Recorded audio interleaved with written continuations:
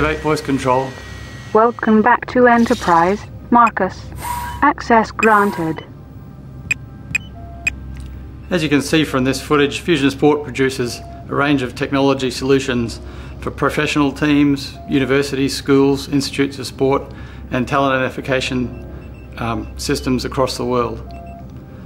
The technology uses a range of different sensors such as optical sensors, RFID, video integration, contact and impact sensors to enhance the daily training environment and testing environment for athletes and coaches.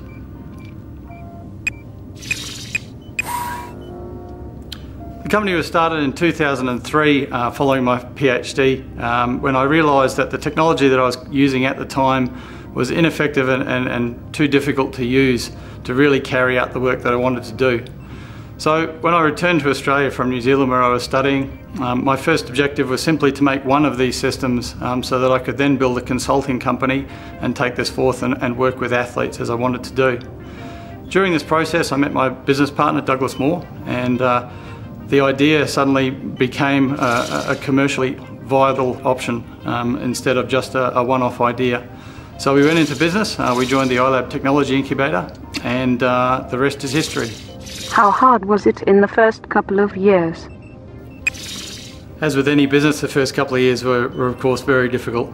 I was fresh out of university and really I knew very little about running a business. We had this great idea, and I vividly remember turning up to a meeting at the iLab Business Incubator and presenting my idea to a group of very wise men in the business sector, and they asked me did I have a marketing plan, to which I blushed and responded, what is a marketing plan?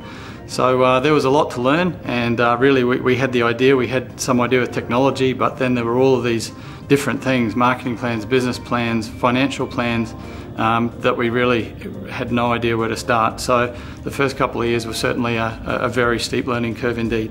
What has been your worst mistake this far with managing Fusion Sports?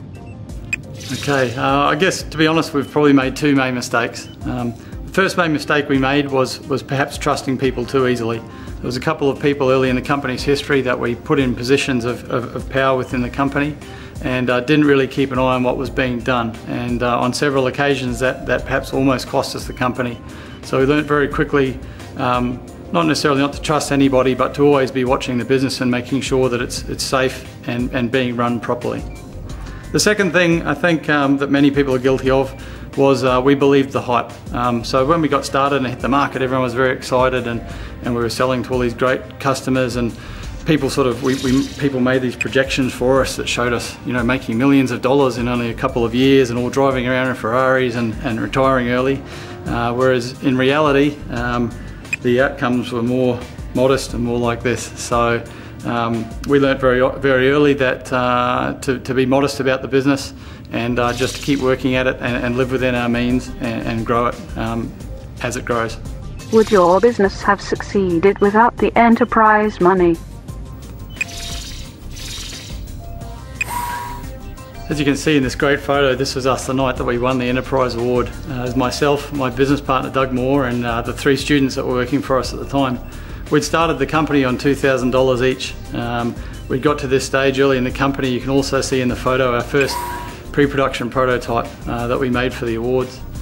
What Enterprise meant to us, it meant everything. It allowed us to go into full production, and it allowed us to start exporting, which was always the main goal of the company. So about 4 months after this photo, we had our first sales. I was on a plane to the UK, and the whole ride had really begun. So to answer the question, would we have succeeded without winning the Enterprise Award? I would like to think somehow maybe we would have, but what the Enterprise Award did allow us to do was really accelerate that, and speed to market is everything. What might have taken us 3 or 4 years to get from that stage to where we were 6 months later would never have happened without the experience and without the money from the Enterprise Awards. So it was certainly instrumental in getting to where we are today as fast as we did. What else, besides the money, has Enterprise added to your business? Besides the money, Enterprise did a number of things for us. I think the first thing it did was just entering the Enterprise competition made us take a really hard look at ourselves and our business concept, and really made us investigate whether or not this was a going concern. We had a great idea for a product, But as we soon discovered, there's much more to actually launching a global business that we had envisaged. So that was the first benefit. The second benefit, and a very important one, I think, was it just gave us an amazing boost in confidence. Here we were with a couple of guys, with a couple of students, and this little prototype, and suddenly we had the support of Enterprise, we had the support of the local business environment, and it just gave us that boost to go forth out into the world and really take the bull by the horns. What have been some of the biggest milestones since winning Enterprise? Fusion Sport has been exciting from the start. We first started with 2 sales, one to the New Zealand All Blacks and one to Essendon Football Club in Australia, and we quickly realised that we had something that was going to be interesting around the globe.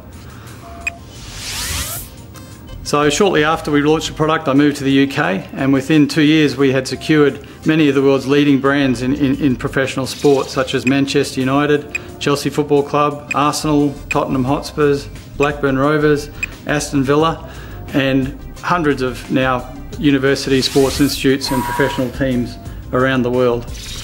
Another thing that's changed for us now is our global distribution network. We now have distributors in 21 countries, and almost every week we have an application for a new territory somewhere in the world. So Fusion Sport has now gone truly global. Something that's been quite exciting the last 2 years has been our entry into the US market. Obviously a key market for most businesses, and especially in professional sport.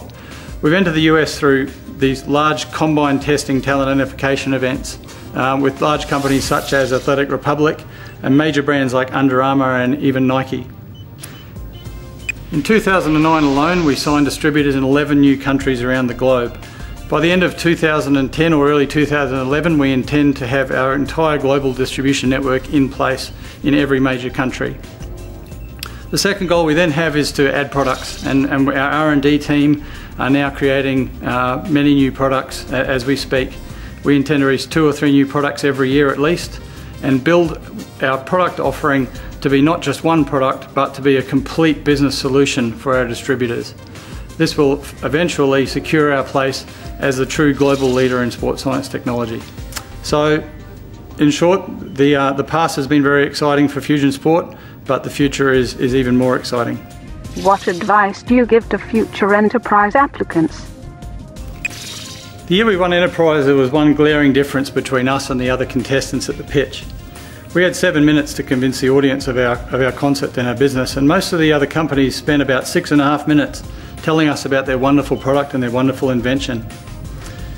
When I stood up, we spoke for 1 minute about our product and what we'd come up with, and we spent the rest of the 6 minutes discussing how we were actually going to build a business, how we were actually going to take this to market, employ people, build a team, and make money from the concept. And I think that was a key thing that many people forgot to do. In terms of general advice to the enterprise entrants, whether you win or lose, I think back to the first business mentor I ever had, and some great advice that he gave me. He said, throughout the life of your business, you will fall down at least 10 times before you eventually succeed. And the simple thing, if you want to succeed, you just have to keep getting back up. And the people who keep getting up are the people who will succeed.